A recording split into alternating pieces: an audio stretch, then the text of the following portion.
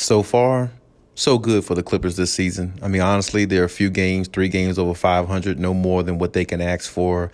That's definitely good from, the fact that they're missing their best player, and Paul George is, ailing right now. And plus they had Serge Ibaka out and Nicholas Batum out some parts of the season, and they're still finding themselves above 500. But even though with all that said, now some trades are being talked about in the works. So let's talk about it.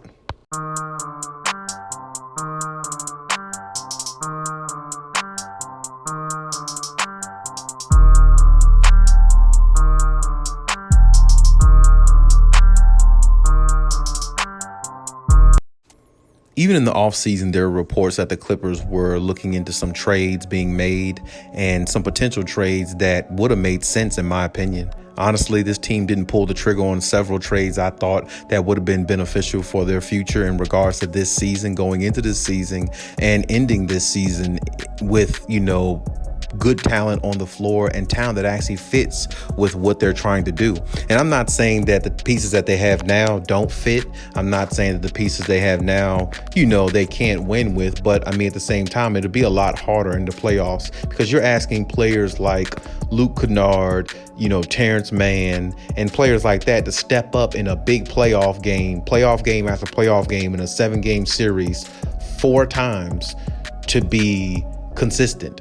Because you have to go through 4 rounds of playoffs. First round, second round, then you get to the conference finals, and then you get to the finals if you make it that far. So you're asking players like that to step up and be consistent all the way through. And I'm not saying they can't, because I've seen good flashes from Luke Kennard, especially this season, and Terrence Mann. Not so much this season, but last season was really his breakout. But at the same time, to ask players like that to play at that high level, who really hasn't had an opportunity to even play much in the NBA at all over the last couple seasons, it's a lot to ask.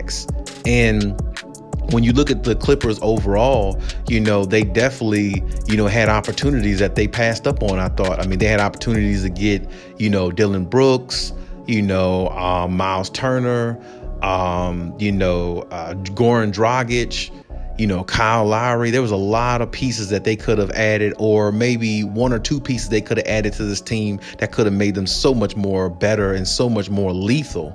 And they chose not to. They chose to keep what they had because they wanted to try to keep the chemistry together. And that's definitely understandable. You want to keep the crew together if you can, because everybody likes everybody and everybody understands one another and everybody respects one another in the locker room, and that's good. But if you're going to give away the pieces that you gave in Patrick Beverley and Rajon Rondo, you have to get some substantial help back. I didn't agree with the Eric Bledsoe trade in the beginning.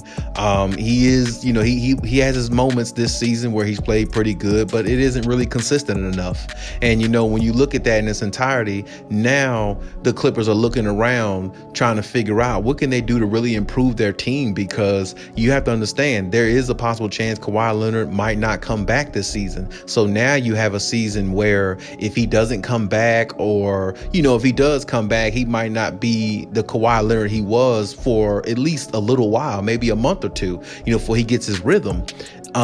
You have to have some talent out there on the floor who can help you win. And I'm not saying, like I said, the Clippers are not talented now, because they are, but the consistency with this team for some reason doesn't seem to actually stay afloat. It doesn't actually happen. I mean, they have all these good individual pieces, but year after year, especially the last couple seasons, since Kawhi basically put this team together, you've seen inconsistency from one of the core type players that you feel like should be consistent. I mean, one throughout the last couple seasons is a big name for the Clippers in Marcus Morris. How inconsistent has he been? Then you've seen games where, you see Luke Kennard and those other players come in and there's inconsistency there at times. And then you've seen it from Paul George, of course, with the way off P, play off P thing. And the only player that really has been consistent predominantly the whole time, of course, has been really Kawhi Leonard since they put this whole thing together. So when you look at that in its entirety, and even this season, you're looking at all these other teams, and I know the Clippers are, they're the Clippers organization, they're looking at all these other teams and all the other talent that they have, and it's going to be hard to beat a lot of these teams in a 7-game series. I mean, hypothetically, if they made it well, which they will make it to the playoffs, I believe. If you play a team like, let's say, Phoenix in the first round, it's going to be tough if you don't have Kawhi Leonard, of course, because they beat you last year without Kawhi Leonard. But it'll be tough with Kawhi Leonard because now they got more chemistry and now they got more confidence. They made it to a finals. They know they're good enough to get there. So in their mind, they know they're good enough to get back. And this is another year DeAndre Ayton is showing that he's getting a little bit better, a little bit more seasoned, along with Devin Booker. And you still got the likes of Chris Paul there. You look at the Denver Nuggets. Yeah, they aren't the best team in the world, but they still got one of the best players in the world. Jokic is really good. He is really skilled, really talented, and he is a superstar big man for them who carries that team and does everything for them and does it at a high level. And remember, they haven't even got Jamal Murray back yet, but they will. And when they do, and he gets his legs up under him, now you got another problem because that's the team that beat you in the bubble when you was up 3-1, and they made a dramatic comeback just like they did against Utah the round before that. And then on top of that, yeah, you got to add Utah in there. Utah, I don't think they can beat the Clippers in a 7-game series, but it's possible if they don't have Kawhi Leonard, because as I said last year, when Terrence Mann went off for that 39 points in game 6, if it wasn't for that 39 points he scored, game 7 goes back to Utah. And will the Clippers step out of Utah with a victory? I'm not sure. I'm not sure if they would have. Paul George struggled in that game 6. He wasn't playing that well. Terrence Mann comes alive, ends the series with his 39, 40 points off the bench. End the story. But this is what I'm saying. That's an unlikely hero. And that's one of them other times Paul George was inconsistent and he didn't show up the way he was supposed to. And he played pretty decent. I'm not going to knock him for that. But this is what I'm saying. Even though the Clippers have all this talent, but there's always inconsistency in everything they're doing. And when you look at that as an organization over time, you need to look at other options. So now back to what we're talking about at first. Now I'm hearing rumblings about the Clippers and the Pacers are looking to, maybe in the works of making some trades. The Pacers are looking to rebuild based upon, the stories I'm reading and looking online and everything like that. You can see it. You can actually go on clipsnation.com, NBA.com. You can find it if you don't believe me, but they're definitely looking to they're definitely looking at a rebuild stage, and they're definitely looking to shop one of their top players. I mean, in the reports, it says, let's see, Karis LeVert, Miles Turner, and Sabonis. Those are their top players, or I suppose they're their top players. I don't think nobody else on Indiana is more accredited than those players, but this is my point. They're definitely in rebuild mode, and one of the teams they're looking at or talking to is the Clippers.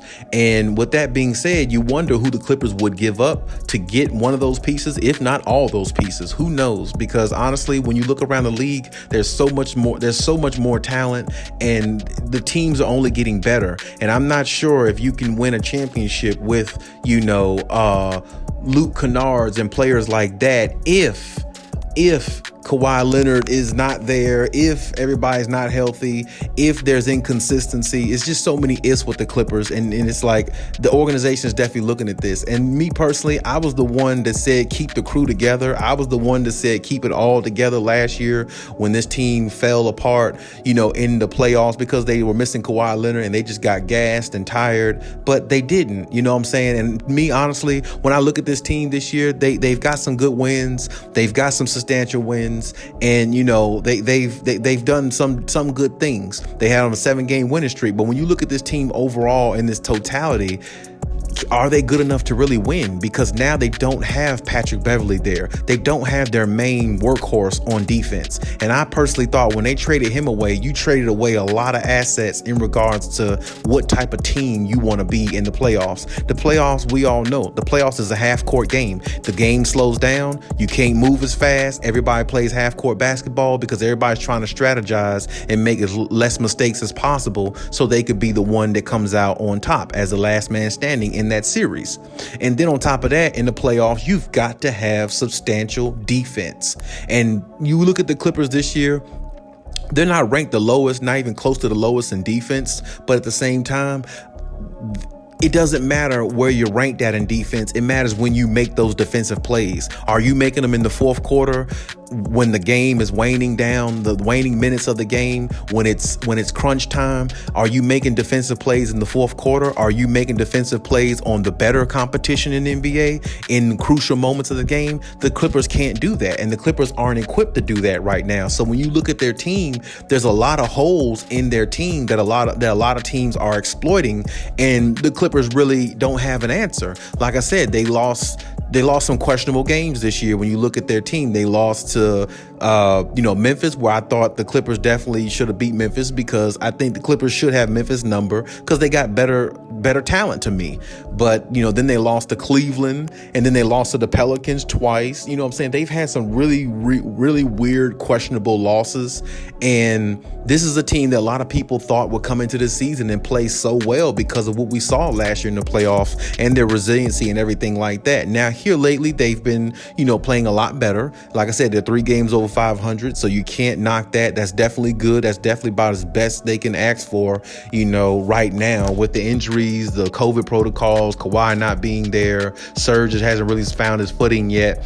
Marcus Morris is just starting to find his footing a little bit, but we don't know how consistent he's going to be for how long. He's consistent for a couple of weeks to a couple of months sometime in a season, and then he falls off a cliff and never shows his face again. So you have to look at things like that too, and that's what I think the Clippers are looking at. They're kind of looking at everything and trying to put everything in place and trying to figure out a way to help them be effective. And it's hard. It's really hard. It's hard to come back with the same exact team and come back and get to the same spot you were in. It's really hard to do that. And like I said, as I stated earlier, there's a lot of talented teams in the NBA. I named a couple that would give the Clippers trouble, possibly. And can't forget the Warriors, of course. They're the number 1 team in the whole NBA. So, you're going to need talent to beat them.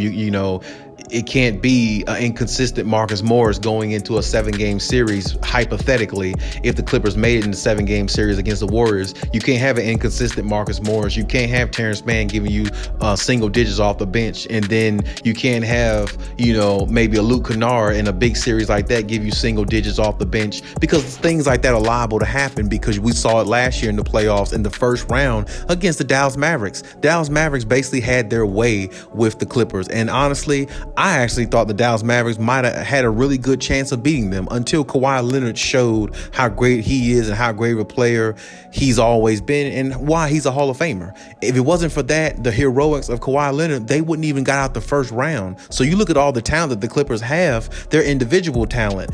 And at times, they play individual isolation, one-on-one basketball. They don't play as a cohesive unit when they need to. And like I said, you don't want to judge things off the past and last year too much, but looking at this season, I thought they would have had a better record, honestly, than what they have now, if you ask me, because the resiliency and everything they showed and how they won a series and almost won another series against the Phoenix Suns without Kawhi Leonard, you would think that they actually would come in this season and probably be a top 2 team in the West by the way they played and what chemistry they showed. So, of course, they're number 5 in the West, and you can't ask for no better position, but they can play better and they can improve. And the only way to improve sometime, organizations always look at trades as a possibility. And I don't know who they would trade off the Clippers to acquire a Miles Turner or, a Karis LeVert or a Sabonis, but I can tell you, if they're even in the talks of, or if it's even in the works, they're definitely considering it. And I just don't know if they'll pull the trigger or not. But I mean, they definitely, the Clippers are definitely looking elsewhere. They're definitely looking for, an opportunity. And because it's been too much rumblings this offseason, it's been too much rumblings about, certain players being traded for or acquiring other talent on their team. And now you're starting to hear more and more again. Honestly, the only trade I really feel like they should go after, to me personally, is a player like Ben Simmons. I think you have to have a player with high IQ who doesn't mind sharing the rock and who will allow who will allow the Clippers to be a better team with what he brings. Because honestly, if you look at a player like Ben Simmons, he's not a selfish guy. So Kawhi and Paul George would feed off of him perfectly because he likes to pass. He likes to get everybody going, and he's not going to take no ill-advised jumpers. He's going to shoot maybe possibly whenever he needs to, but he's going to get the ball to Kawhi. He's going to get the ball to PG, and he's going to do it at a high level. And on top of that, he can get his own shot whenever he wants to, and he's a threat on the floor at all times because he has the talent to be a LeBron James-esque type player. He definitely has that talent. He has the vision. He can see the floor. He can score. He's monstrous when he gets to the basket. He will dunk on you. He will posterize you. He'll get nasty there, and he'll jaw with you back and forth, talking wise. So, he's definitely one of those type players where he can be a mega superstar even beyond what he is if he's put in the right situation. And me personally, I think that's the only trade they should go after. Now, we'll see exactly how this pans out with, the Pacers. I really don't think the Pacers have much to offer the Clippers, much better than what the Clippers already have. I mean, if the Clippers wanted to let go of maybe, I don't know, Amir Coffey, Luke Kennard, and maybe Eric Bledsoe to acquire, Miles Turner and, a Karis LeVert or something like that. Okay, maybe not too bad of a trade, but really that isn't much of an upgrade to me. So I would basically stick with what I have if I were the Clippers until otherwise, or unless you can get a player that's more dynamic. I mean, at this point, honestly, I think a lot of Clipper Nation would take John Wall also as a trade, along with maybe even a Ben Simmons, or a Ben Simmons. Get somebody with more of a name, somebody more that a lot of defenses respect. Even though I'm not a big John Wall fan, defenses respect John Wall because of his speed and because he's been a name in the NBA a while, and he knows how to put the ball in the basket, and he knows he's a pretty decent passer too. So he's definitely a threat when he's on the floor because, like I said, he can blow past a defender very quickly. Even though he's played in the league some years, he still can blow past a defender. He still can get to the rim when he wants to. And like I said, he's definitely an upgrade compared to a Eric Bledsoe or anybody else that the Clippers might have on their roster other than, the core players. You see what I'm saying? So, to me, you got to go after somebody like that if you're in trade talks or if it's trade potential or anything like that. That's just how I see it. I don't personally think they should look at anybody on the Pacers. If they did, though, and if it's no other option out there, maybe maybe try for Miles Turner or somebody like that. But I mean, honestly, it's not going to be much more better than what you have now. But I understand the Clippers are looking at other pieces out there because they see teams getting better. They see teams evolving, and they see teams like the Chicago Bulls. I mean, look where they were last year to now. Zach LaVine has been there for the last couple years, putting it down with, holding it down with great numbers, but the team wasn't winning. So now they go out and add a piece in Lonzo Ball, who a lot of people thought was a bust and, couldn't play that good or wouldn't equate to be the player that a lot of people thought he would be coming out of college. And there's even some who even thought that he wouldn't even be better than some people think his brother is actually going to be a better player than he is in LaMelo Ball, who's actually on the the Charlotte Hornets, which he's actually playing good. But, the Bulls go get Lonzo Ball. He's playing really good in their system. And then they add a DeMar DeRozan, who's there now, even though they're on the safety protocol and all that stuff. But when they get healthy, they're going to be a formidable piece, and they're going to be a tough out in the playoffs. And this is what I'm saying. When you look at teams, how they're building and putting pieces in place that help them succeed in the long run and be more talented than other teams around them, that's what the Clippers are looking at. And I really feel like that's what they should be looking at, because even though you have a good core of players, you have to ask yourself, are they good enough to help you win a championship? If you're playing a team that has multi-talented players all over the board and you can't stop none of them, I mean, it's really going to be tough. I mean, that's just the way it is. I mean, my personal opinion also, the Clippers definitely should have got Kyle Lowry in this offseason. I know it's a pass. I know it's over with. There's nothing they can do about it now. But look how good the Heat is. Look how good the Miami Heat will be when Jimmy Butler gets healthy and everybody gets there. And even when they get Victor Oladipo back, now that's an extra weapon they have. And this is what I'm saying. When you look at other teams and how they're putting their pieces together and how they're putting the puzzle together, it's like the Clippers are really staying stagnant, or when you look at it, how they stack up against the good teams, they're not good enough unless they have Kawhi Leonard. Now, we understand that, but at the same time, you can't live by that, because we saw last year in the playoffs, it took Kawhi Leonard to pull out a Herculean effort for them to get out of the first round. Do you understand that might have been the reason why he got hurt? Because he had to put so much energy into the first round of the playoffs. He couldn't conserve his energy at least until the second round to start really turning it up a notch. I mean, honestly, Kawhi Leonard was shooting 65+% on scoring 33 points a game. And he was shooting over 45+% from three at one point in the playoffs last year. And they were still down 3-2. This is what I'm saying. You have to look at stuff like that over time. Over time, you have to look at that. Are the pieces you have good enough to win a championship? Yes, they are good enough, but are they going to be consistent enough to win a championship, to give Kawhi the help and give Paul George the help he needs? There's nights, even sometime this season, where you look at Paul George, he looks gassed. And even earlier this season, I think it was like 8 or 10 games ago, Paul George was talking about being fatigued. I mean, honestly, when's the last time you heard a star player talk about being fatigued 15 games into the season? There's no way you should even be talking like that this early in the season when nothing has transpired yet. You ain't even made it to All-Star break and you're already talking about being fatigued. And you just came off of off season. That's what I'm talking about. When you look at the Clippers in its entirety, there's some time where it's like they're putting so much on the main guy. He's getting drained out too easily. And this is not good. And that's possibly what could have happened to Kawhi Leonard last year. He got drained out way too much because you're putting way too much on a player who already has thigh and knee issues. Kawhi's always had those, even when he was in San Antonio. That's why he load manages, so he can go out there and do as much as he can in the playoffs. But he also needs a team around him that can do something. When he had the Toronto Raptors and Kyle Lowry and, Serge Ibaka and all them, yeah, the first round, yeah, he went out there and did his thing against the Magic, but at the same time, he really didn't even have to average 34, 33 points a game against the Magic. They would have beat them anyway because Kyle Lowry's and, Serge Ibaka's and Marc Gasol's, Pascal Siakam, they would have beat that team anyway in the first round. They just had a better team. And this is what I'm trying to say. When you surround star players like Kawhi Leonard, superstar players like Kawhi Leonard and Paul George with a team around them of guys who can do their part at a high level more consistently, it makes their life so much easier. I mean, there's nights where you look at the stat sheet with the Clippers and Eric Bledsoe, I have, 18, 20 points. Then there's another night he'll have 8 points. Marcus Morris, we know about him. And other players on the Clippers are doing the same thing. And it's like, over time, you have to understand this puts more wear and tear on your superstars for them to deliver for you in big moments because they get hurt.